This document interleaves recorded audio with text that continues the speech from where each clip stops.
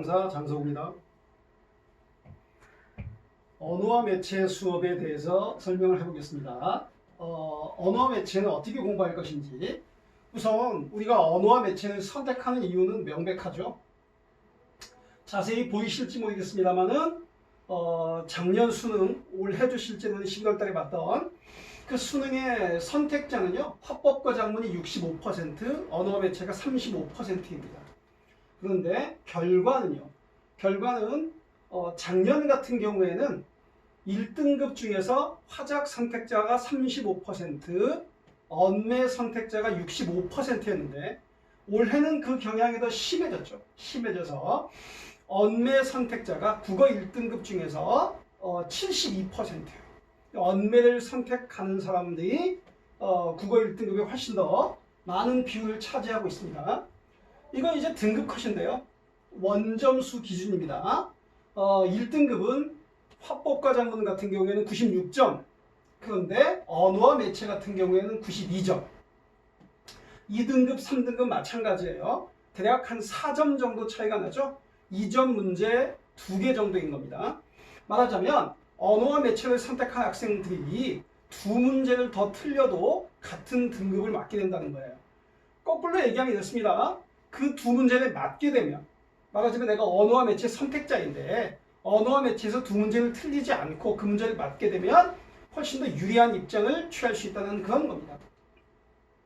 또한 언어와 매체는요, 킬러 문제이기도 하죠. 최근 5년간 수능 국어 오답률 상위 5개요. 이걸 뽑으면 대략 보이시나요? 대부분 독서죠. 그리고는 여기 이게 이제 문법인 겁니다.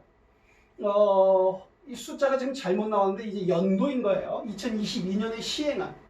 올해 같은 경우에는 탑5 5개 중에서 문법이 2개나 있었던 거죠. 그리고 작년을 제외하고는 매년 문법이 가장 킬러 문제에 속하고 있습니다. 언어와 매체가 왜 중요한지 이제 알았다면 어떻게 공부를 해야 될까요? 우선 개념 공부가 가장 중요하죠. 이 문법이라는 건 법이기 때문에 규칙을 아는 게 중요합니다. 그런데 그동안 애도 개념 공부를 안 하는 건 아니에요. 그죠?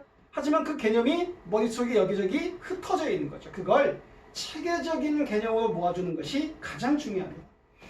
그 다음에는요, 개념을 이제 알았으면 그때부터는 문제가 술술 잘 풀립니까? 반드시 그렇지만은 않다는 것이 언어와 매체의 특징이죠. 따라서 유형별로 문제 연습을 충분히 해봐야 됩니다. 문제풀이 시간을 늘려야 된다는 얘기죠.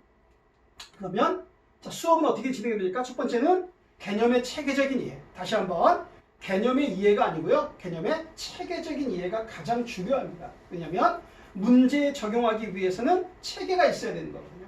두 번째는요, 이 문제가 무엇을 묻는 문제인지 파악할 줄 알아야 됩니다. 이걸 하기 위해서는 뭐가 필요합니까? 두 가지, 개념이 먼저 있어야 되고 문제풀이 연습이 있어야 되는 거죠.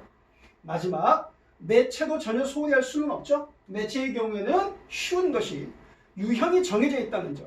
유형을 알고 접근하면 더 쉬워집니다. 이런 식으로 진행을 해서 겨울방학, 윈터, 이 조기 선발반 안에서 언어와 개념을 정리하는 것이 수업의 목적입니다. 여러분들이 언어와 매체에 대해서 충분히 자신감을 가질 때까지 열심히 하겠습니다. 감사합니다.